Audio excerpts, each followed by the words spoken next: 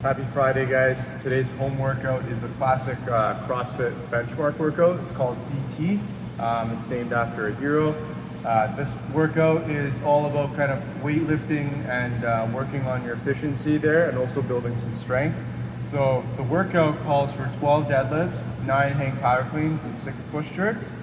And you do 5 rounds of that. So if you don't have a barbell at home, probably likely we'll use a dumbbell, or if you can find a single object, we can use that for the deadlifts today. So you can go for a single object kind of deadlift with holding it with both hands, 12 deadlifts. Then we're gonna go into hang power cleans. So we're going from that hang position just above the knees, and we're gonna bring it up either up to one shoulder or into that front rack right out in front of us, and we're just cleaning it up. So bringing it up into that front rack position. Then 6 push jerks, so getting that bar from the shoulder to that overhead position here. This workout, again, you want to find a weight where you can ideally do the movements unbroken, but maybe a rest in between. So you do 12 deadlifts, kind of take a break, and then go into your hang power cleans, break, and then to your push jerks. It shouldn't be too heavy where you're doing half the number of reps, especially with the deadlifts. So it should be something where you can do all the 12 deadlifts unbroken. For the hang power cleans, I would say about at least 6 reps, and then for the push jerks, definitely be able to do 6 reps there to finish that off. You have 20 minutes, or 20 minutes was assigned for the class today. That's kind of range you want to be below. So you don't want to be all the way up to the 20-minute mark. This is a very generous kind of time cap. So realistically with this workout, it's going to be anywhere below 10 minutes. But also depends on what kind of weights you use for this workout and what your experience is with it. So I would say definitely finish below 10 minutes, but the average I believe will be around 10 minutes for this workout. And again, you can think about kind of giving yourself a time cap on each movement.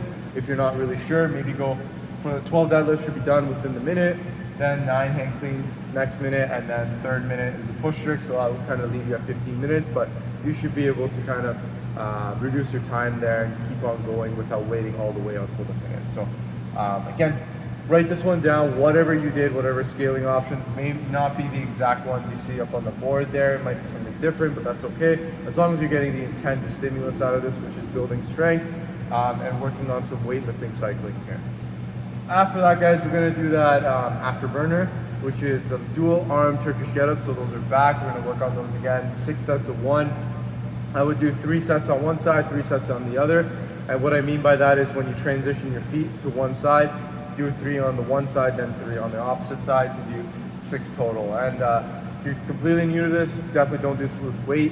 If you are gonna do it with this weight, keep it light. So this one's a really challenging, and I find taxing on your mobility and your flexibility as well. So if you're not really that flexible, just stick to body weight for this one and focus on learning how to do the movement. It's really to do with a lot of your hip mobility there. So if you're really tight there, it's good to work on without weight. If you want to make this a little more advanced, add weight and see what you can do from there. Hope you guys enjoy the workout and the afterburner today. We'll see you next for the warm-up video. Okay guys, for our warm-up today, we are starting off with some alternating dead bug leg and arm raises. So we're doing this for a minute, and we're gonna do 2 rounds of this. So we're gonna start off on our backs here in that dead bug. So head and neck relaxed, arms are gonna be up in the air, and then I'm gonna bring my feet up. I'm gonna try to keep my legs straight if I can, arms straight. And then I'm going to alternate. As my right leg goes down, my left arm goes overhead.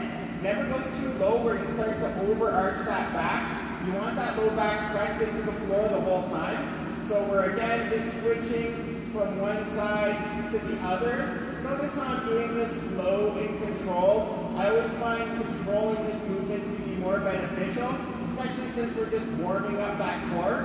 We're going to do that for a minute, take a little break, and then you're gonna go for another minute. After you're done that, you're gonna go for 3 rounds, starting off with some bent over rows. There is a little adjustment in the normal bent over row because we're doing this from the deadlift position. So normally when we do bent over rows, we would have our object and we keep our legs relatively straight, maybe not fully locked out, but we'll keep our mouth looking straight. From here, we actually want to be in a deadlift position. So my shoulders are going to be just a little bit ahead of the object, my shins are going to be straight in the air, and of course my back is going to be flat. Notice how my head and neck is neutral, so I'm not looking straight, I'm looking in a neutral position, lengthening the top of my head, the crown of my head all the way down to the bottom of my spine.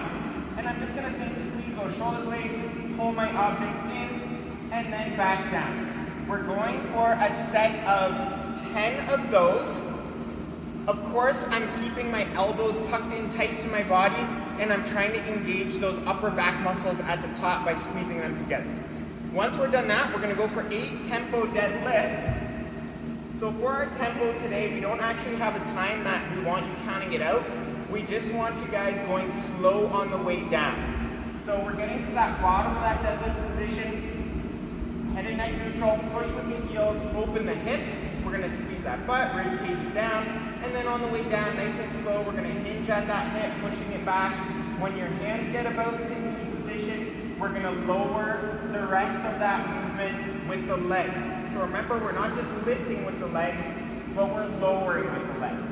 You can stand up at a normal speed, go a little quicker. On the way down, we're really slowing it down. Once you're done 8 of those, you're going to go for 6 hang muscle cleans per arm. So in the hang muscle clean, we're going to start off by standing with our dumbbell. We're going to push that hip back just like we did in the deadlift, but this time I am looking straight. My back and chest is a little bit taller. I'm going to think of squeezing my butt, driving my elbow up, and then catching my dumbbell on the shoulder. So again, hips go back, push my elbow up, catch it on the shoulder. Notice I'm not catching it in a dip position for now. We're just warming up with the muscle clean. You can do all 6 on one side, or you can alternate if you like. We're doing 3 rounds of that. We'll see you for the workout next. A single arm deadlift, we like to place that item in between the feet. So your deadlift width is going to be about where you squat. You can go a little bit wider if you want to get into that sumo stance. That's totally fine as well. And what I want you guys to think about here is we're going to think about that hip hinge. So I'm going to think about pushing that hip back and then drawing my hips down after that. You can see my shin is still perpendicular to the ground. So the difference if I was squatting is my shin would be going a little bit forward. I actually want to push that hip back a little bit, get my hip up in the air a little bit, and then I'm going to hold on to my object. Pushing with the legs, opening with that hip. We're going to push that hip back and then lower the object again with those legs. I want you guys to squeeze your butt at the top. Make sure the abs are tight. Sometimes when we squeeze our butt, we tend to overarch. Let's make sure we don't do that. Also notice how my head and neck stay nice and neutral. So when I'm at the bottom of that deadlift, I'm not looking straight, I'm not looking down, but I'm kind of looking just maybe a couple feet out in front of me. I want the top of my head to my tailbone to stay in a nice and straight line. If you guys have the mobility and you find it easier or a different type of challenge perhaps, to stick to your normal deadlift position, so feet under that hip, and we're just going to keep that dumbbell or kettlebell outside the stance. It makes it a little bit trickier, but it might be a good challenge for you today to do that as long as you keep that back nice and flat. That's the most important part. Those 9 hang power cleans, so again, you guys can use that same weight. If you're going single arm, let's go 9 per side, or if you have a barbell, just go 9 total as prescribed. For those hang power cleans, guys, we're gonna bend over at the hips, kind of like that bent over row position. From here, we're gonna drive through the legs nice and hard. As we drive through the legs nice and hard, pull through the elbow. We're gonna land in that front rack position. So that front rack position, elbows tall, hips are back. Then we're gonna stand it up from there before we start our next rep. So nice hard drive, elbow through, hips back, and then stand it up. Make sure, guys, it's common. We're gonna be kind of wanting to let our knees kind of go forward and catch with those femurs. We want to push the hips back as we catch it. So for the push press, remember it's one continuous movement, so you're not re-dipping in the knees. Just make sure you squeeze those glutes, lock out those knees as you extend straight up. So if you're going single object, you can go 10 and 10 per side here.